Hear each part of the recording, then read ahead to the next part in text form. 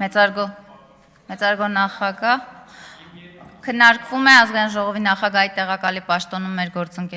մեր գործընկեր Վահագն Ալեքսանյանի թեկնածությունը։ Վահագն Ալեքսանյանը քաղաքացիական պայմանագիր կուսակցության փոխնախագահն է,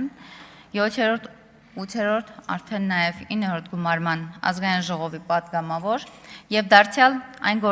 գործիչներից է, որի վերաբերյալ այս երկու օրվա քննարկումներում որևէ քննադատություն չլսեցի։ Նա մեր թիմի առանցքային գործիչներից է, որն ամենաբարդ պահերին երբեք չի խուսափել քաղաքական պատասխանատվությունից եւ առաջին գծում պաշտպանել է մեր պետականության շահը։ Վահագնը իր ամենօրյա աշխատանքով, քաղաքական ազնվությամբ եւ սկզբունքայնությամբ ապացուցել է, որ պատրաստ է ստանձնել ազգային ժողովի փոխնախագահի պաշտոնը։ Վահագն Ալեքսանյանի մասին խոսելիս առաջին հերթին պետք է ընդգծել նրա քաղաքական ազնվությունը եւ աշխատասիրությունը։ Մարդ, որն իր քաղաքական ճանապարհը անցել է բոլորի աչքի առաջ բաց եւ թափանցիկ։ Այսօր ազգային ժողովի փոխնախագահի պաշտոնում նրա պատրաստվածությունը, քաղաքական կամքն ու փորձառությունը ունեցող գործչի առաջադրումը լիովին օրինաչափ է։ Բայց իհարկե նաև պետք է փաստել, որ ընդդիմության համար ընդունելի չէ, որովհետև նրա քաղաքական պատասխաններն այս ամբիոնից միշտ եղել են սուր, դիպուկ եւ հասցեական։ Ես ուզում եմ նաև անդրադառնալ այսօր այս երկու օրվա ելույթներին, չեմ կարող չխոսել մեր ճիշտ է 4 օր է ազգային ժողովում քննարկում ենք բոլոր հարցերը, բայց հարգելի գործընկերներ, ասելիքներ իսկապես շատ կա, շատ ենք ունենալու տարբեր ֆորմատներում քննարկումներ, ամենօրյա քննարկումներ եւ բովանդակային քննարկումներ եւ իմ կարծիքով պետք չի այստեղից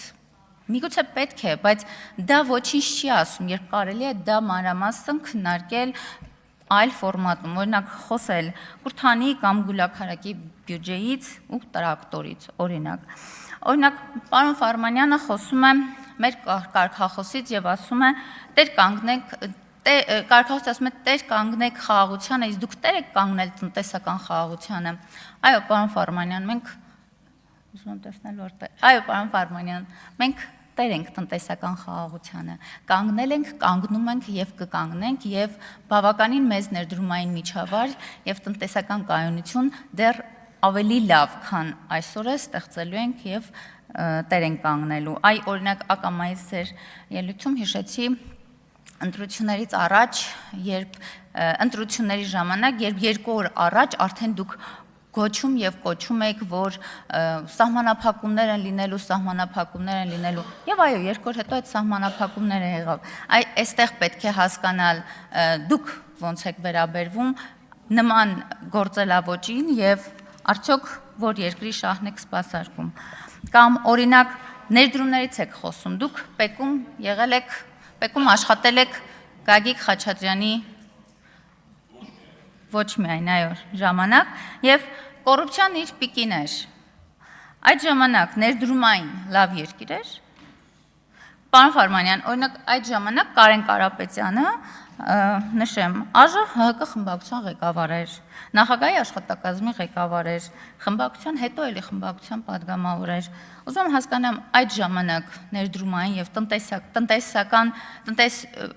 ինչպես եք ասում, տնտեսական խաղաղություն կար կամ տնտեսական լավ իրավիճակ էր։ Այսօր Հայաստանում արհեստական բանականության գործարան է կառուցվում, տարբեր ոլորտներում խոշոր ներդրումներ է արվում։ Խորհուրդ եմ տալիս ուսումնասիրել վիճակագրությունն ու աշխարհագրությունը, այն ուղին, որով հիմա շարժվում է Հայաստանը, խաղաղության եւ թրիփ նախագծի տրամաբանությամբ էական զարգացում եւ մեծ ներդրումներ է բերելու։ Եվ վերջում իհարկե կուզեմ խոսել նաեւ պարոն Աբրահամյանի ելույթից, պարոն Աբրահամյան, երբ ձեր մեր գործընկեր Լիանա Մանուկյանը ասաց, որ ես եկել եմ մեծ բիզնեսից, ես փաստեցի, որ դուք բոլորդ եք եկել մեծ բիզնեսից եւ չէի մտածել, իսկապես չեմ կարծել, որ դա վիրավորական է հնչել եւ հատկապես հեծի կառավարման համատեքստում էի դա ասում։ Պարոն Աբրահամյան, նախ ամբողջ նախընտրական շրջանում ու հիմա էլ փորձում եք էլի մանիպուլացնել արտաքին պարտքի թեման։ Ասում եք պարտքն ավելացել է, բայց հնան չի ավելացել։ Բա պարտքնա հարաբերակցությունը դուք տեսել եք 50%-ի մակարդակում է, ինչը վերջին տարիների ամենացածր ցուցանիշներից է եւ համարում ենք լրիվ կառավարելի։ Բոլոր միջազգային կառույցները, վարկանիշային հեղինակավոր կազմակերպությունները արձանագրել են, որ Հայաստանում պարտքը կայուն է եւ կառավարելի։